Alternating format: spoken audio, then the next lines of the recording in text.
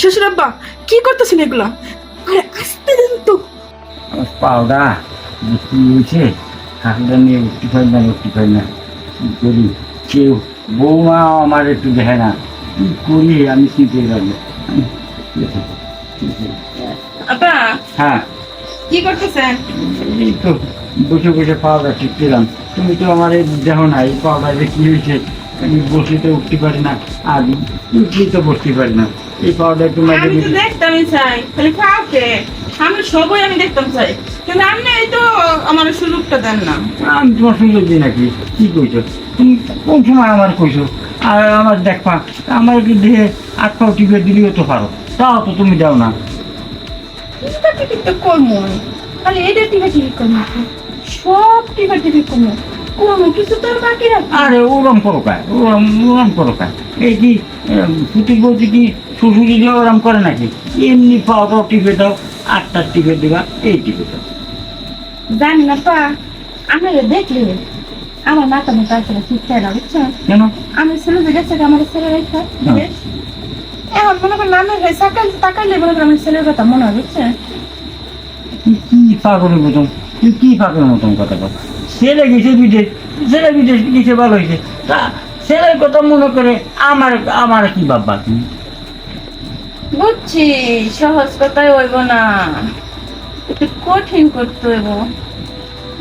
আচ্ছা বৌমা, এই সমস্ত স্বাভাবিক, ওই মতো চাইলে তুমি অন্য কি করবো তাই করো। আমি আজকে আপনার লোক থাকবো, হইলে নিয়ে করে পাগল হয়েছে নাকি? তুমি মানছি কোনদিন শরীর ধরে শোয়, হুটির বইতে শরীর ধরে শোয় নাকি? দিবেন না? না, আমার কিন্তু ওই ডর লাগবে। আমি কোনো কিছু দিতে পারবো না, আমার ধর ছুটিও পারবো না। তোমার ঘরে তুমি যাও, আমার ঘরে আমি থাকি, তুমি যাও। বুঝছি কি বলছো? আব্বা, এই বৌমা, বৌমা, ওরা তুমি কই খাইছো? এটা তো আমি আমার লগে সব সময় রাখি, এটাই তো আমার মেন সঙ্গী। হ্যাঁ, ওই যে তোমার সঙ্গে রাখবা, ওটা রাখলে কি হবে জানো? যদি কোনো ভারী কোনো পুরুষ টুরুষ আসে, তখন তুমি ঠাস করে গুলিয়ে দেবা, তোমার কিছু করতে পারবে না। তাই না বৌমা? হ্যাঁ, এখন যে এই প্রথম গুলিটা আমি রেখেছি, কি আমার দেওয়া? কেন আমি আমি তোমার কি করছি? আমার দেওয়া আমি যা কই সুন্দর মতো তা শুনে দেখেন, আপনি কত ভালো থাকবেন। বৌমা, আমি পারবো না, তুমি অন্য জায়গায় যাও, তুমি আমার মারিয়ে ফেলা যাও, তাও আমি তোমার সাথে আমি থাকতে পারবো না। বুঝছি, আমার আসলে এটাই দিব।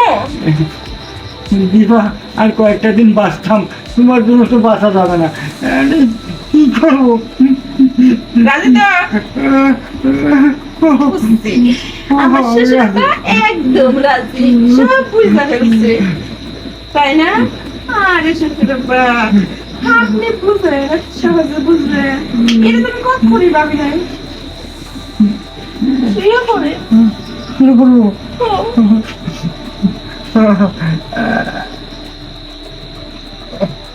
কি বলছি?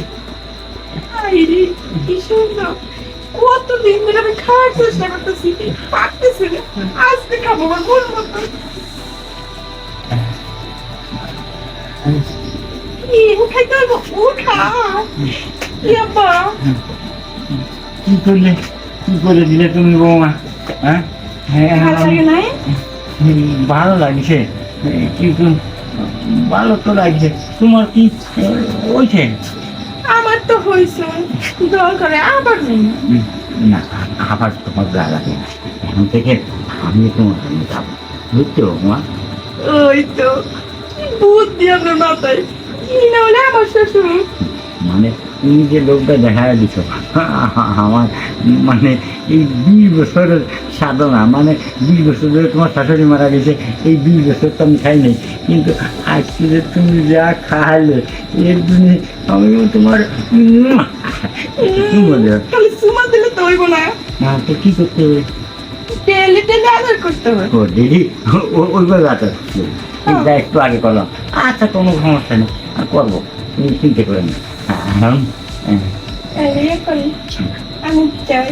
ঝেন একটু পরে বুঝিনি, তুমি ঘন্টার খাও, থাকলে আমার খুব আনন্দ লাগছে, আমার খুব ভালো লাগছে। তাহলে আজকে এখন যাই, আবার আইতেছি। আসেন